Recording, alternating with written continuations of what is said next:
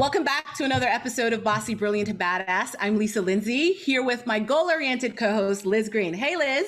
Hey, Lisa. So Mercury's in retrograde, and I swear to God, this day has been just so ass backwards, hasn't it? It totally has been. Are we sure? I'm not even sure if Mercury's in retrograde, but something is off. It's just... Yes, something's been off all day, and I wasn't following my instincts about something, and I realized later, you know what? That's why I always try and follow my instincts. You know what I mean? It's so crazy. And I'm like, of course, it's the day that we have, well, for me, our big guest, Amberly Lago, on today. I'm like, oh my God, all this stuff is going wrong. And Amberly's on the show. And I'm so nervous anyway, having her on. So, I know. But you know what? We're here. We're here now. We're recording, I believe. Good. That's always a good sign. And let's do it. Yeah. So let me just first start off by saying that Amberly Lago is such an amazing person. I discovered her, I think it was on LinkedIn or something, and I started following her on Instagram. I started listening to her podcast, and I'm like, this woman is so amazing. Like, she is the epitome of, have you ever heard the phrase, I'm sure you have, humble and kind? Mm-hmm. Sure. I love that phrase. Yeah. She's the epitome of humble and kind. And Lisa, when you hear her story, and you guys all hear her story, you're going to just be blown away. When I first reached out to her, I was like, please be on our podcast. And I think it was a week later, I was like, kept checking, almost like when I was a teenager. Did that guy get back to me? I was so anticipation, right? And then she's like, I would love to be on your podcast, Liz. And I'm telling you, I ran out to the living room to my husband. I like burst into tears. I'm like, Amberly Lago agreed to be on our podcast. I'm so excited. Yeah. So just to let you guys know, she went through something, just a life-changing experience about 10 years ago that would have sent, I swear to God, most people down like a complete downward spiral into depression and just complete depths. But she's turned her situation and her story into a story of such inspiration, such triumph. And she is the best-selling book, she's the best-selling author of a book called True Grit and Grace. Mm-hmm. And it's her story, which we're going to hear from her, what her story is. She also has a very popular, successful podcast by the same name. And she's been on the Megyn Kelly Show, The Doctors, The Today Show, and so many different publications, Shape Magazine, Fit Pregnancy, Dress for Success. And you guys also need to check out her TED Talk. It's fantastic. And so I'm just so excited. And we're going to hear her story. And we're also going to talk about how it takes true grit to continue going after your dreams as an entrepreneur. Right. Because we know how hard that is, right? And to celebrate our milestones. Because oftentimes we don't do that as entrepreneurs. Do you agree, Lisa? No, for sure. We just kind of achieve a thing and then we move on to the next thing. So yeah, I think I'm excited. Are we ready? Are we ready yet? Yeah, we are ready. So welcome, Amberly. Thank you so much for being on the show. We're so excited to have you. Welcome. Oh my goodness. Thank you. Y'all are the sweetest. You made me cry, Liz. I was like, okay, dry these tears off because I'm serious. You're so sweet. I was sitting there listening and I was going, well, wait a minute, are they talking about me? Because you say all these nice things and it so resonates with me when you say as an entrepreneur, sometimes you forget to celebrate those milestones. And I think sometimes when you're reading a bio or something, it seems like, oh, it's easy to do, or maybe she's lucky, or whatever it may be. Or sometimes I forget to even celebrate a lot of things. I get so caught up in the day-to-day things. And just being able to sit here with y'all right now and take a breath, it's lifting my spirits. It's really spurring me along and gives me that energy to keep moving forward. And I think that's what we need as women, especially, to come together and celebrate our victories along the way. Because before we started this recording, I was telling y'all how I had mascara down my face from running around since 6 o'clock this morning. I was going to get my daughter's food because we're doing the virtual food. I'm the lunch lady. I'm the I check in to make sure she's doing her PE and all that stuff. So I'm so happy to be here. I just want to hang out with y'all all day. All right, we'll do it. Let's do it. Let's do it. We like when people come on and want to hang out with us. This is the fun of our podcast, Well, we think. yeah, and it is fun. But before we get into some more stuff, take us back to that day in 2010 when your life changed forever. Yeah, it sure did change. Everything changed. If you would have asked me 10 years ago, I never would have imagined that I would be sitting here with you guys. I didn't even own a computer back then. I spent my whole life on the dance floor and then the gym floor. My whole life was fitness and running, and I was nationally recognized as a fitness coach and sponsored by Nike.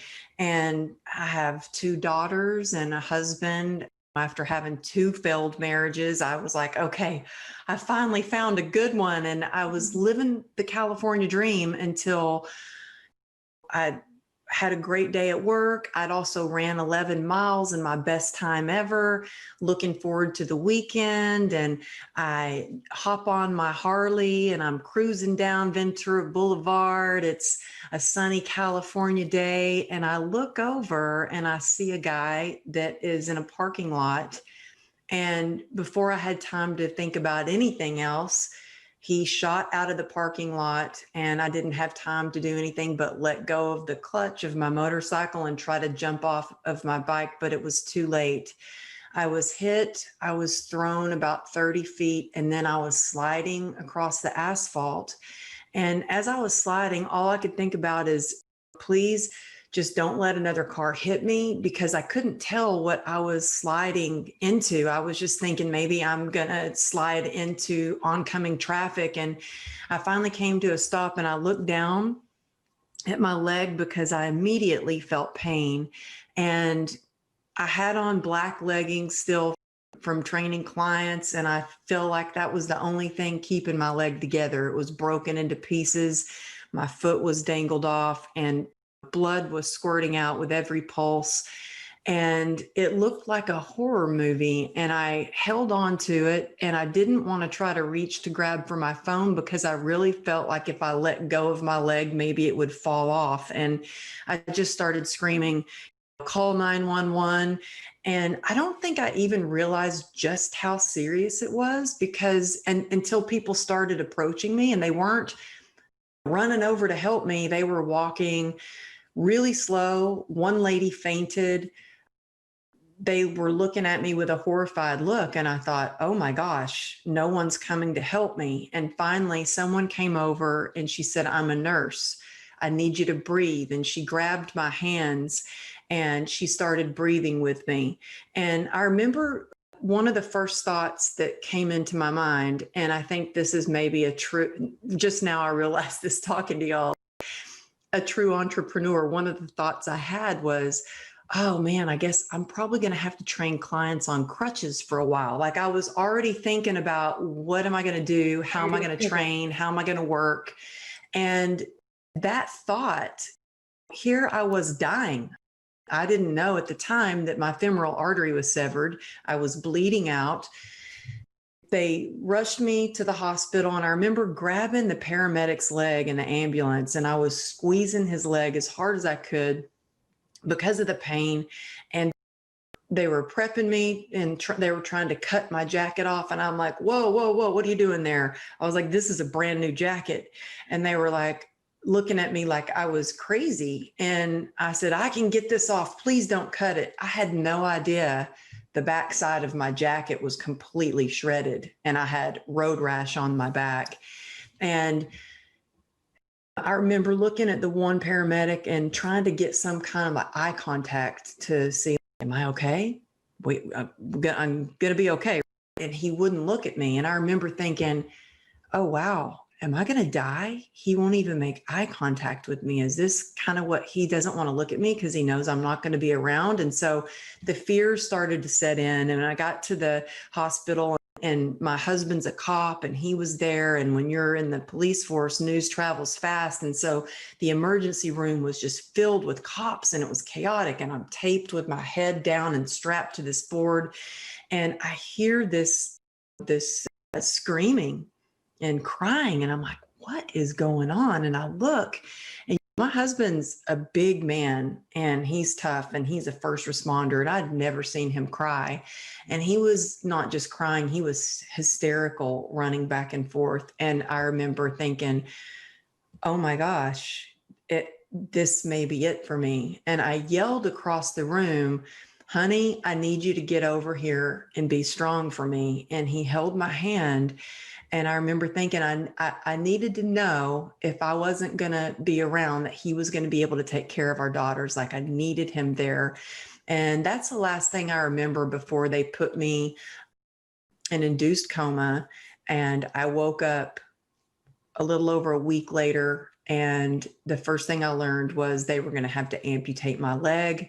I had a 1% chance of saving it. They said it's basically like a war wound. It's completely crushed. Your femoral artery's been severed. There's nothing we can do. And I said, wait, you said there's a 1% chance? Then there's a chance. So we got to find a doctor that is going to be willing to take that chance with me. And that took like an act of God. It took a lot of prayers, a lot of my husband calling doctors. He actually Googled limb salvage and he found a doctor by the name of Dr. Wiss. And this man saved my leg, and it took 34 surgeries.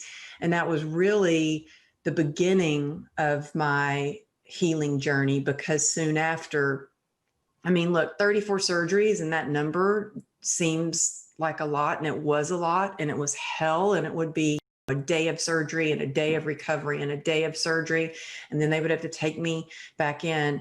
And every day I didn't know, is today the day they're going to amputate it? And I would look down at my leg just held together with these steel rods. And that was all really hard. But the hard part was when I got home from the hospital and reality set in, and I was diagnosed with a nerve disease called complex regional pain syndrome, because I grew up a dancer and a runner, and I ran track, and I was used to gritting it out and pulling up my bootstraps. And I knew that if I just worked hard, I could get through it. And this was like a life sentence when they said that I have a nerve disease that's incurable. So the pain that came along with that took me down a long, dark path. And what I'm so passionate about doing now is sharing the tools and the tips and the strategies that I've learned along the way to climb my way back out of that dark place that I was in. And I think a lot of us are going through some hard times right now, whether we've lost our job or we're dealing with virtual homeschooling or having to pivot our business or whatever that may be. I hope to share some things today that can really help you get through some of those hard times. Whoa. Gosh. Okay. So I had never heard this story, Amberly. And usually this is on purpose, right? Because I like to react in real time. And everything you just said is unbelievable. And oh my goodness. Wow. I almost literally have no words. It's unbelievable. So thank you for sharing that with us. And then I'm going to stop speaking now. Oh, well, no, thanks for having me to share. And I know some people go, oh, well, yeah, she's been through a lot. That was a lot. 34 surgeries, or an incurable nerve disease called the suicide disease. And I don't have chronic pain. That's not what I need to get over, or I haven't had any physical limitations. That's not what I'm trying to do. But the truth is, we all have pain, and whether it's emotional or physical, and adversity doesn't discriminate. Life throws us things that are that we could never imagine or never expected would happen. And it's easy to get in that mindset of, oh, why me? Why did this happen to me? But we really have to decide, are we going to play the victim or are we going to be the victor of our life? And for me, my children have been my biggest inspiration. And I've had to start from scratch. I lost everything. I had a 6-figure business. I had trainers that I employed. I was sponsored by companies. And I didn't just lose my career. I lost my self-worth. I lost my happiness. I lost my confidence. And I was at a point where I was like, you know what? My kids deserve better. They could find a different mom. My husband did this. I'm not the woman that he married. I hated the way I looked. My legs deformed and scarred from the hip down. And I used to be a model. I did infomercials for fitness videos. And now what was I going to do? And so for anybody listening, I share this because you might think I'm too old, I can't start over, or I'm not smart enough, or I'm not good enough. We get that imposter syndrome, but I'm here to tell you that it doesn't matter, you know, who you are, what kind of education you have, how old you are, you can always achieve your goals if you are passionate enough, if you are willing enough, if you have grit, you can always achieve your goals. And your possibilities are limitless, because I started from scratch. And in my, let's say, 40s, when I built my new coaching business, when I launched my courses, when I launched my podcast, in my 40s, when I became a best-selling author, in my 40s, when I was invited to do a TEDx talk. And so I share that because it's never too late. You can always reinvent yourself, and really listen to your heart and follow your gut and just keep going after your dreams. Yeah. I love it. It's such an inspiring message, Amberly. It's the same thing happened to me in my late 30s. My company and what I wanted to do, it totally took a turn. And I found myself, I moved back to Canada. I was living in my mother's house. And I thought, you know what? My confidence is gone. My self identity feels like it's gone. My all this kind of low self-esteem started flooding in. And I thought, where do I go from here? What do I do? And it really took a lot of work and self-investigation to just take that and reframe it and say, okay, well, you know what? I'm still breathing. I'm still on this planet. I can find a job. I can do that. And I do have an entrepreneurial spirit. So let me see what I can do with this. And I started working on it and I turned it around. And so when I hear your story, though, yours was, oh man, just from the depths of really a situation, especially being as a model and a fitness person and a coach, how were you able to turn this into a triumph? Could you walk us through a couple of steps that you took? Yeah, I remember when I was at home, I'd gotten home from the hospital and we had a hospital bed downstairs because I was completely bedridden and I couldn't even stand up to use the bathroom on my own. And so we had the hospital bed set up downstairs, and I had one of my coworkers come visit me, and she said, "Oh, well, you can't train anymore. What are you going to do?" And I just burst into tears. And I was like, "What do you mean I can't train anymore? Of course I'm going to train anymore. I'm going to be out of this bed soon." And I was like determined to do that.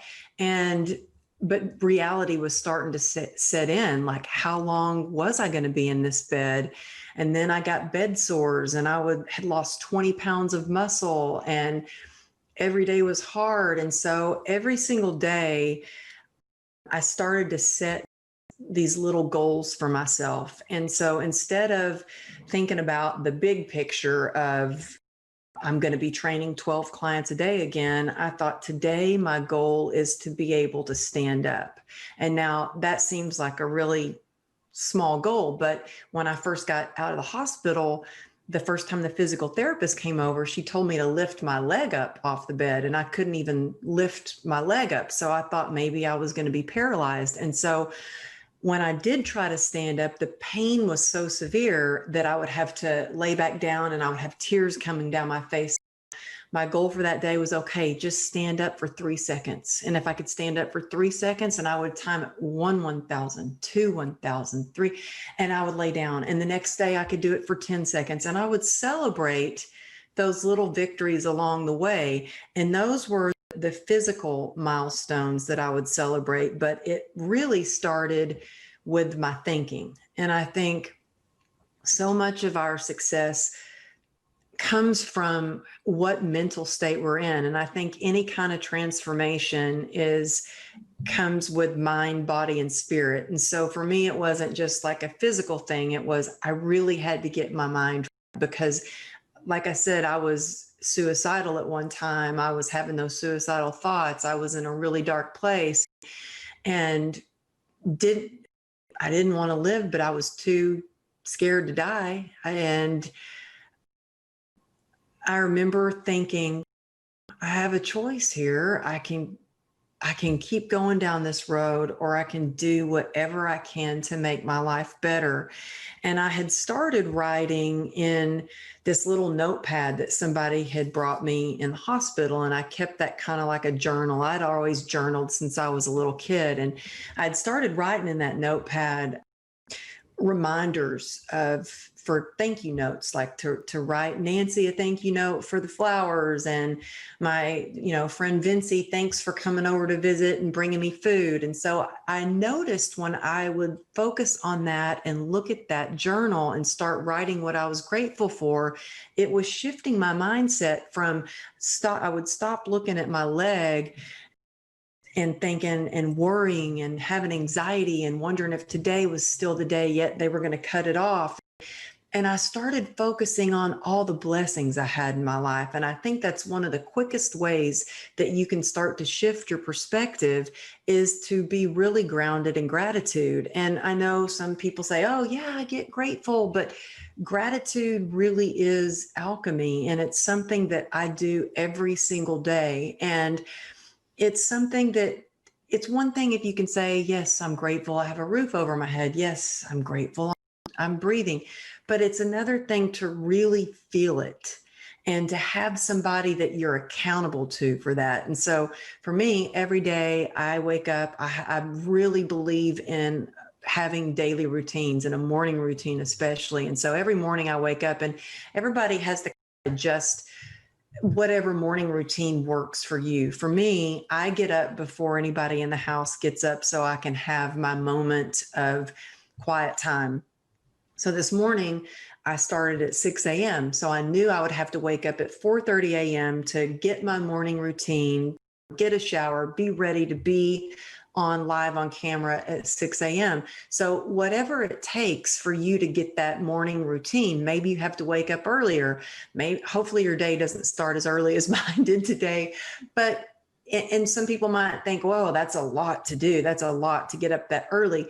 But it changes the course of my day when I can get up and have a short meditation. I write down in my journal what I'm grateful for. I write down my intentions. And then I also text my accountability partner, and I'll text her 3 things that I'm grateful for. I write it out, why I'm grateful for it.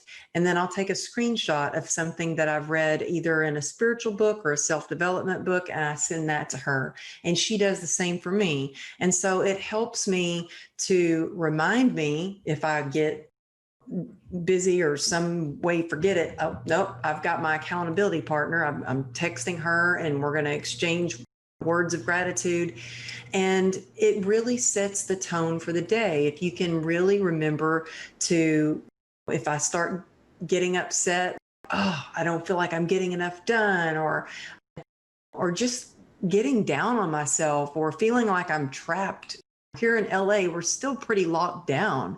And so sometimes it's hard because we're doing school from home, we're working from home, and we're not getting out, we're not seeing a lot of friends, and so it can be hard. And so if I'm grounded with my morning routine, things that come along during the day that might usually derail me or get me off track, it's easier to get back on track. It's easier to get my mindset when something like that comes along.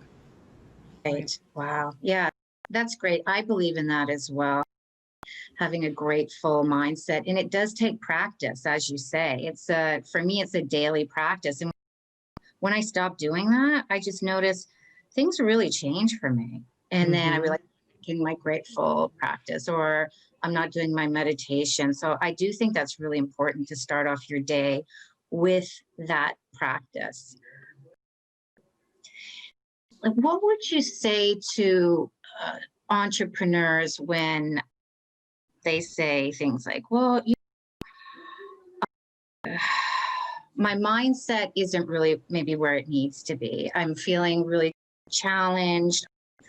I'm getting down on myself because I feel like I'm not doing enough. I don't know if my business is going to take off. I think I have what it takes. I think I can do it. But then there's that part of them that might be pulling them back and saying, well, the negative kind of critical voice. What would you say to people? And we all have that voice, of course, and that part of us. What would you say to entrepreneurs that feel continuously like they're being pulled back into that place, especially now with? Yeah, well, first of all, I would really urge anyone who feels like they're getting stuck in that mindset to take a look at who they're surrounding themselves with, what they're reading, what they're looking at on social media. Are they getting stuck? Are you getting caught up in that comparison game? Because comparison is the thief of joy. And if we get caught, there's always going to be somebody doing more or a job maybe that we want. But if we can look at that with inspiration instead of comparison that we're not doing enough. Like one of my best friends just got top 20 podcasts, and I was literally so happy. I shared it in my story on Instagram because that gave me hope that, oh my gosh, if she did it, I can do it too. So it's an abundance mindset, and the top players, no matter what you're doing for a living, when you have an abundant mindset that there's enough for everyone, that there's enough success, that there's enough for everyone to be successful, then you're going to be more successful. And I think like you said, we all have that little voice that can creep up and tell us that, I don't know if I'm doing the right thing. Maybe it's not good enough, or that imposter syndrome that we might feel. And believe me, I have had that so many times. I can't even tell you. For instance, when I got called to do my TED Talk, I thought I would be so excited. And I was, but I was scared to death because I had scared, and because you've got 14 minutes to share the most important message of your life. And not only that, this was for TEDx Berkeley, which is one of the most prestigious TEDx stages out there, and it was their 10th anniversary, and it was already sold out. So we're talking 2,000 people that are going to be there, that are all teachers, students, and they call and say, well, the media's up if you want to take a look. So I looked at the media, and it's scrolling up, and I'm looking at all the names, and it's so-and-so, PhD, so-and-so, PhD, Amberly Lago, nothing. And a PhD. Everyone had a PhD except for me. So I was getting caught up in the, oh my gosh, I'm not smart enough for this. What am I going to say? What am I going to do? I'm the only one that doesn't have a PhD. And my husband was like, Amberly, you're the only one that doesn't have a PhD. And I'm like, I know, I already saw that. And so the curator called to go over details and logistics. And I said, I'm not trying to promote my book or anything, but is there any way we could put my fitness credentials or my book after my name?" And she goes, "Wait a minute, what?"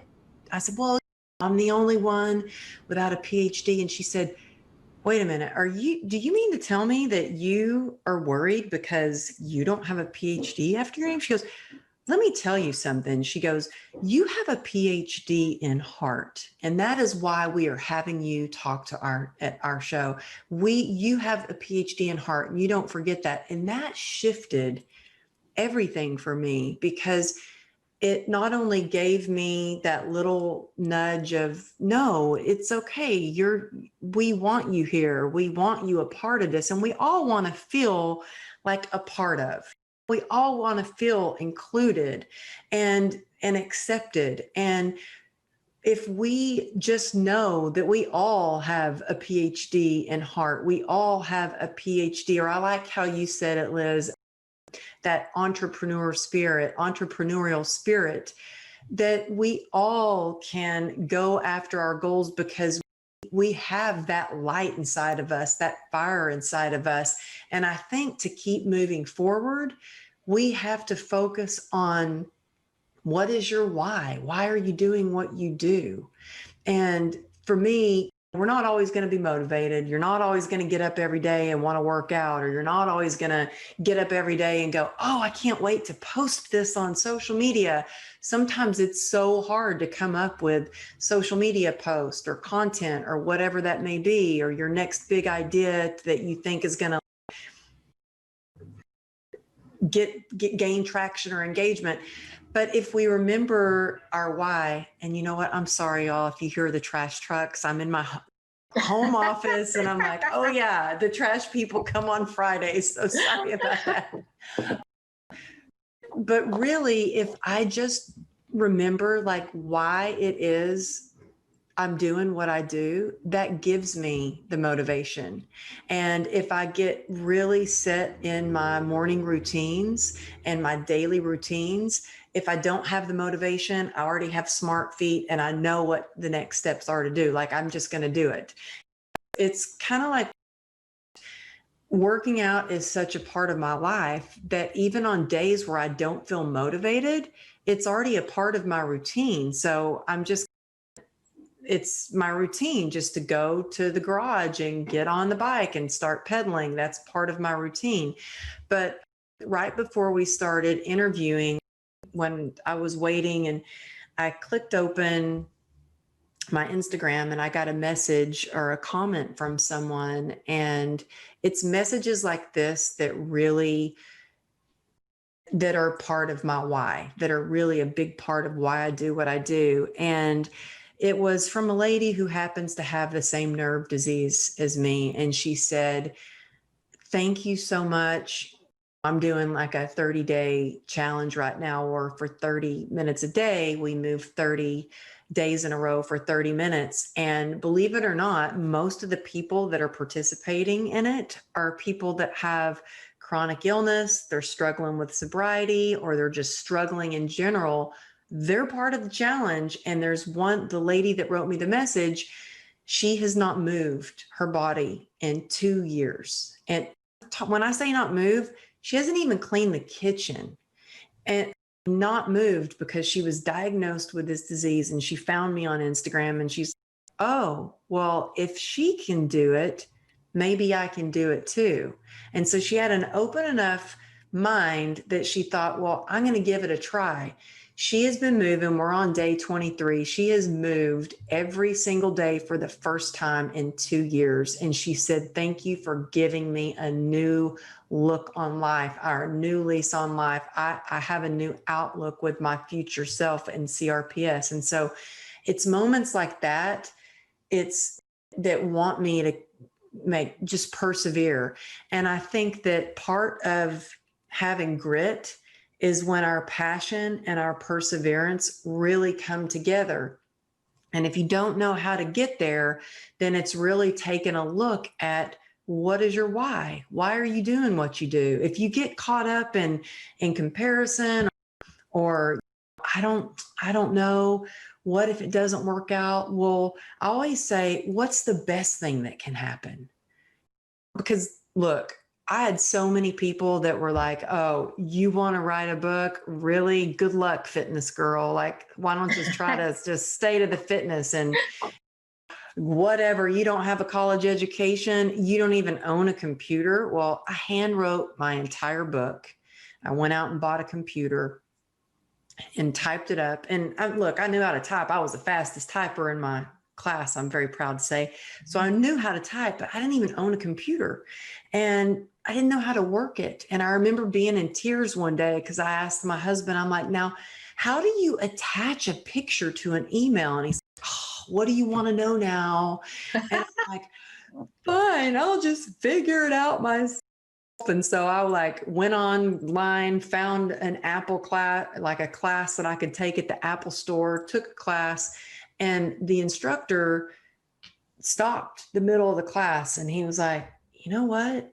I have to say, I'm really impressed that you're asking so many questions because usually people are too embarrassed to ask so many questions. And I said, you know what? I am not embarrassed. I need to learn.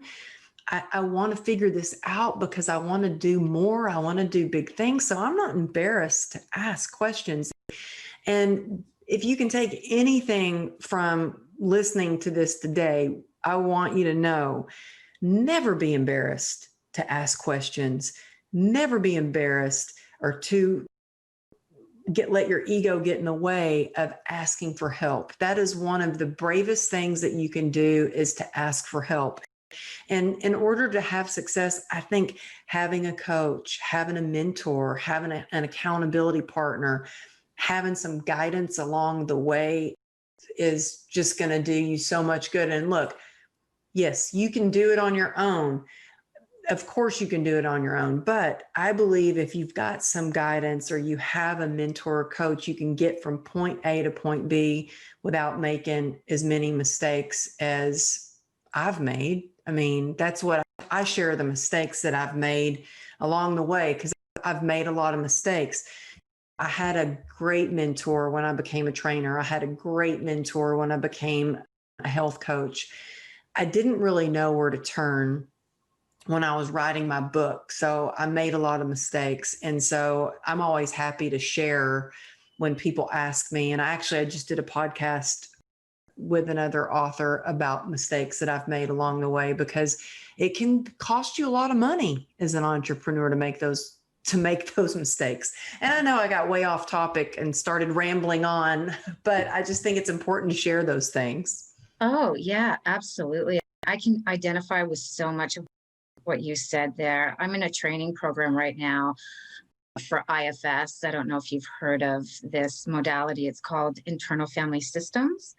And it's like an incredible modality. Lisa knows a little bit about it, but I'm training to become a practitioner. And I looked at the list of my classmates. There's 50 people in the class, same thing.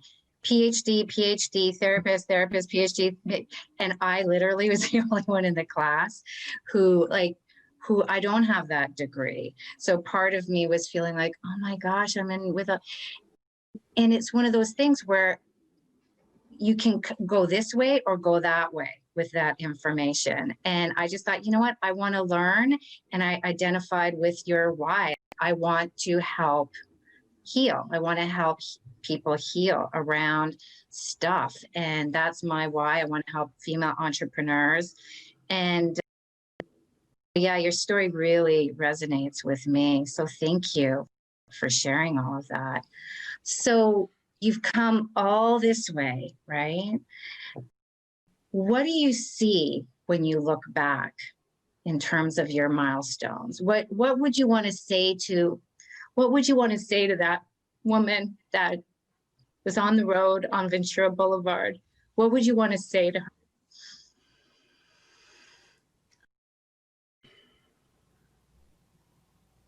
Well, there's something that, to keep it simple, there's something that I have written on the wall above my office or above my desk, and even my business cards printed across the business card. And my best friend always tells me before any big stage event or anything like that is, you got this. And I think if we can have these little mantras that we tell ourselves that help us keep moving forward, to say those things, and that always gets me. I just like, if I just say, you got this, sometimes keeping it that simple. But I think sometimes we don't realize why we're going through situations, but sometimes our biggest tragedies can come and be later on down the road, become a triumph. And sometimes when we share our story, it can really become the survival guide for someone else to get through a really tough situation. And I think our transparency leads to our transformation. And it took me a long time to really take a good hard look at where I was, because I was in denial and I was so used to trying to just stuff down the pain or numb out the pain or ignore the pain. And it wasn't until I really was in acceptance for where I was and who I was that I was able to start to love myself again, and then start to take action steps to make my life better. So I would say just embrace where you are and who you are, because when we do that and we own our story and we can share vulnerably, we build connection, meaningful connection, and we build a community. And for so long, I felt so alone. I felt like no one understood me. No one understood the pain I was going through. And I didn't want them to understand. I was very isolated and I was trying to pretend like everything was okay. But when we can really be transparent and we can open up our hearts and we can do things together, we're unstoppable. And especially women, we need to come together and really lock arms and support one another. And so I think, yes, we can do things on our own, but I tried to do a lot on my own and it just didn't work. And so that's why I'm passionate about building community and sharing my story and sharing things that work for me. And I just recorded like my first solo podcast, because I'm always interviewing other people. And I just recorded my first solo podcast, and I was a little nervous to share because I'm sharing some stuff that people don't talk about, like what medications I take, what I do for my pain.